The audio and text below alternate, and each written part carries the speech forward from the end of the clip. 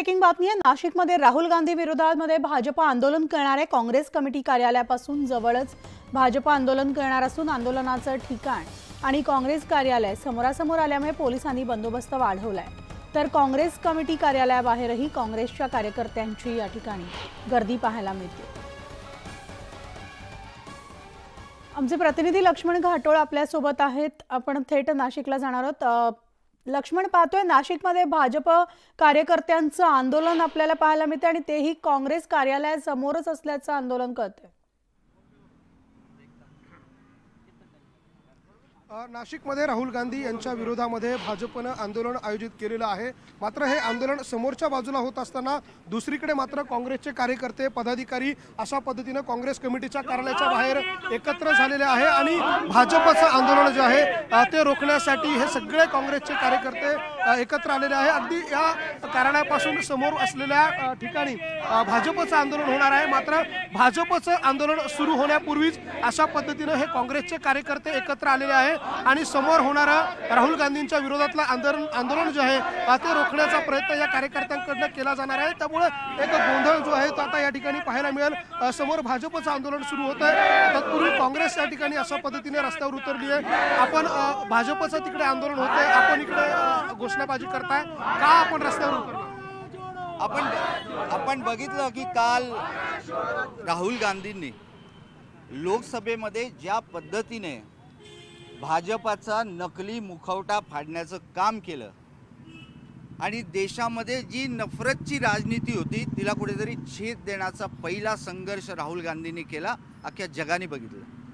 हे करत असताना उगाचच मणिपूर सारखे मुद्दे, नीट सारखे मुद्दे, नीटच्या परीक्षेचे मुद्दे, बेरोजगारी, महागाई हे सगळे मुद्दे बाजूला ठेवत असताना या देशामध्ये नफरत धर्मामध्ये भाजपचे कार्यकर्ते समोर आंदोलन करताय तुमच्या विरोधात, त्याला तुम्ही कसं रोखणार?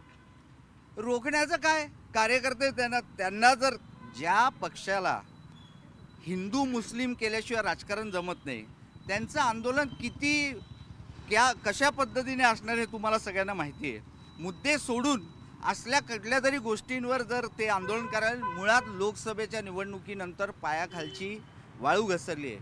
जनतेची सेवा बिना पदाची अविरत चालू ठेवली 5 वर्ष म्हणून इथपर्यंत पोहोचू शकलो, परंतु संविधानिक पदावर जाऊन जनतेला न्याय देणं सहज शक्य होतं। जनतेला न्याय देत असताना आपण ज्या संघटनेत काम करतो त्यांची शक्ती बळावण्यासाठी सुद्धा योगदान देणं हे आमचं कर्तव्य आहे। आज तुमच्या सर्वांच्या माध्यमातून महाराष्ट्रातील त्या समस्त लोकांचे मी आभार मानते ज्यांची सदैव मला शुभेच्छा असायची की ताई तुम्ही कुठेतरी विधान भवनामध्ये किंवा वरती लोकसभेच्या संसदेमध्ये या।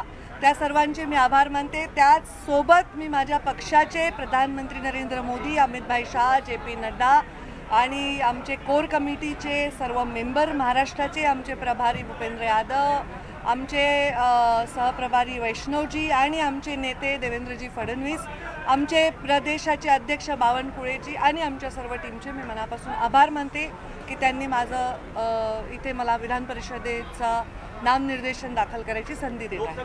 लोकसभेच्या पराभवानंतर तुम्हाला विधान परिषदेची उमेदवारी जाहीर झालेली आहे। विधानसभा निवडणूक 2024च्या अनुषंगाने ही उमेदवारी बघताय का? तसं मी बघण्याचं काही कारण नाही आणि तसं असेल तरी काय त्याच्यामध्ये अयोग्य नाही, कारण जर पार्टीने एखादा निर्णय केला असेल भविष्याचा वेध घेऊन तर त्याच्यामध्ये काही अयोग्य नाही, त्याच्यामध्ये योगदानच देण्याचा माझा सदैव प्रयत्न आहे। राज्यसभेची उमेदवारी न मिळता तुम्हाला विधान परिषदेची उमेदवारी दिली आहे पक्षाने, समाधानी आहात का? मी जास्त आनंदी आहे इथे। वैद्यनाथ सहकारी साखर कारखाना पाठीमागच्या काही दिवसापासून बंद आहे। राज्य सरकारने यापूर्वी कॅबिनेटमध्ये एक प्रस्ताव 13 सहकारी साखर कारखान्यांचा पारित केला होता। काल केंद्र सरकारने NCDC मार्फत 13 सहकारी साखर कारखान्यांना 2000 कोटीची मदत दिलेली आहे। पंकजा मुंडेवर कुठे अन्याय केला जातो का? या संदर्भात काय सांगाल? याच्यावर मी आता काही सांगणार नाही। आता मी स्वतः पण खूप आनंदात आहे की मला फॉर्म भरायचा आहे आणि मी त्याच गोष्टीवर फोकस करू इच्छिते। त्याच्यावर मी मैं हिंदी में बोलती हूँ। मैं आज मेरा विधान परिषद के लिए नाम निर्देशन दाखिल करने जा रही हूँ। लोकसभा में बहुत अच्छी फाइट देने के बावजूद बहुत कम वोटों से हार मुझे का सामना करना पड़ा। मेरे पार्टी के सर्वोच्च नेताओं ने जो निर्णय लिया है मैं उनका आभार व्यक्त करती हूँ। सर्वप्रथम राष्ट्रीय अध्यक्ष JP नड्डा जी, हमारे नेता अमित भाई शाह, देश के नहीं पूरे दुनिया के नेता हमारे प्रधानमंत्री नरेंद्र भाई मोदी जी, हमारे राज्य के नेता देवेंद्र जी फडणवीस, हमारे प्रदेश के अध्यक्ष बावनकुळे जी, हमारे प्रभारी सह प्रभारी, हमारी कोर टीम के सारे मेंबर, मैं सबका बहुत बहुत आभार व्यक्त करती हूँ कि ये अवसर मुझे आप दे रहे हैं। नहीं, राज्य में नेतृत्व करना अच्छा लगेगा या देश में नेतृत्व करना? मैं देखिए, नेतृत्व करना की बात है। पहले तो मैं अभी संवैधानिक पद पर जा रही हूँ, बहुत बड़े एक गैप के बाद, तो मुझे मेरे राज्य में काम करने का अवसर मिला, इससे मैं ज़्यादा आंतरिक खुशी मुझे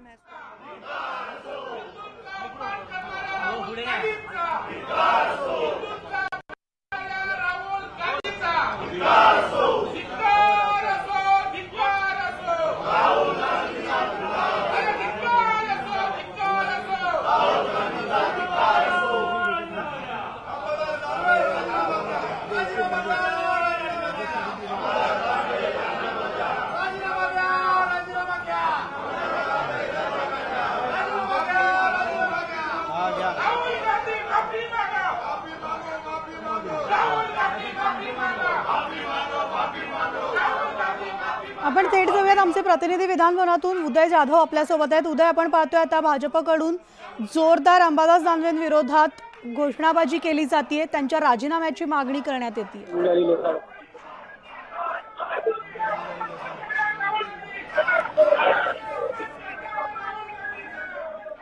उदय, माझा आवाज पोहोचतोय का तुमच्यापर्यंत?